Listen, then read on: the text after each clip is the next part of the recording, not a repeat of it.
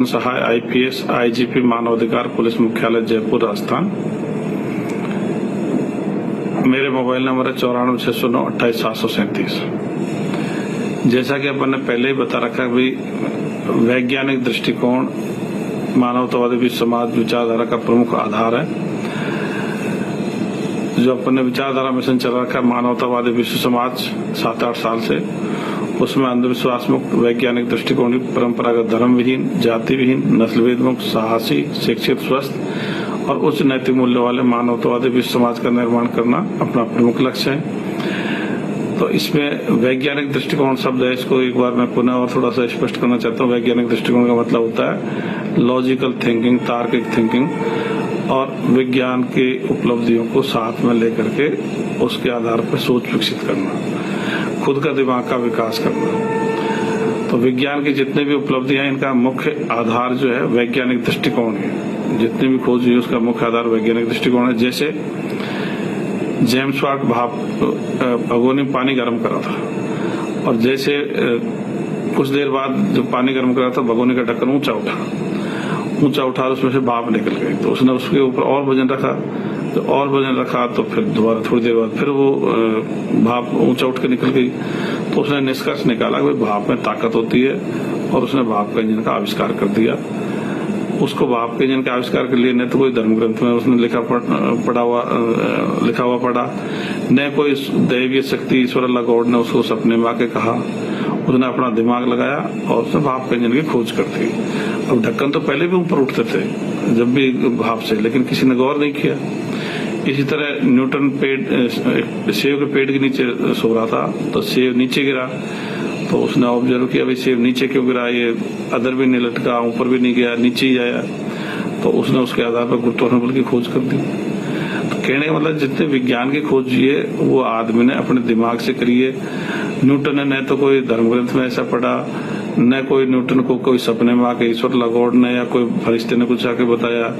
तो इस तरह से सारी की सारी विज्ञान की जो रिसर्च है वो वैज्ञानिक दृष्टिकोण पर ही आधारित है। वैज्ञानिक दृष्टिकोण का मतलब है कॉज इफेक्ट थ्योरी को मानना, खुद का दिमाग का इस्तेमाल करना, तार्किक दृष्टि से सोचना और उसकी गहराई में जाना, उसके कारण का पता लगाना।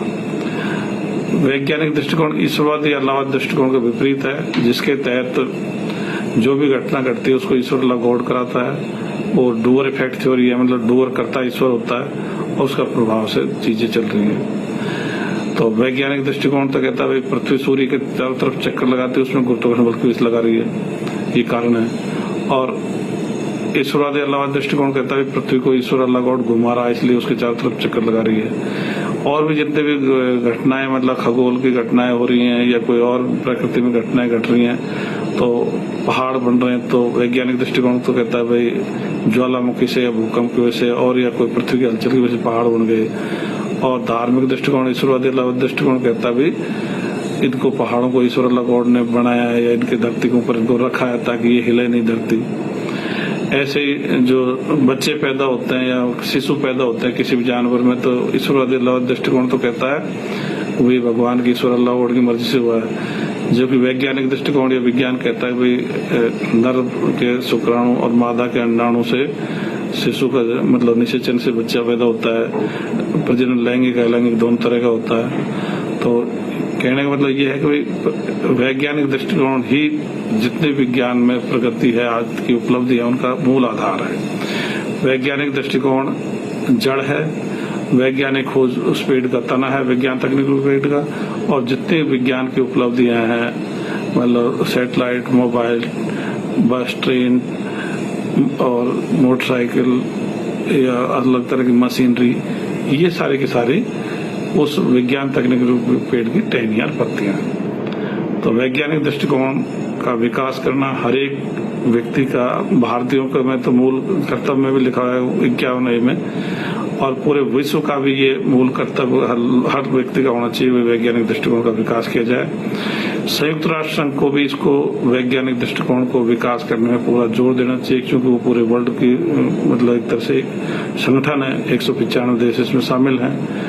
तो अगर वैज्ञानिक दृष्टिकोण को अगर मूल आधार बना तो सारे ये धर्म ग्रंथ वगैरह सब उसके सामने फेल हो जाते हैं, क्योंकि ईश्वरवादी अल्लाहवादी दृष्टिकोण को वैज्ञानिक दृष्टिकोण मानता ही नहीं है। ये इसको सबको झूठ मानता है, काल्पनिक चीजों को वैज्ञानिक दृष्टिकोण कोई तवज्जो नहीं देता, उनको जीरो मानता है, नल एंड वॉइड मानता है। तो मैं चाहूंगा हर व्यक्ति वैज्ञानिक दृष्टिकोण को ज्यादा से ज्यादा लोगों में फैलाए और खुद वैज्ञानिक दृष्टिकोण के हिसाब से सोचे और दूसरों को भी इसको वैज्ञानिक दृष्टिकोण विकसित करने में सहयोग करे, ताकि देश और समाज विज्ञान तकनीक में सुपर पावर बने, भारत सुपर पावर बने, लोगों को रोजगार मिले।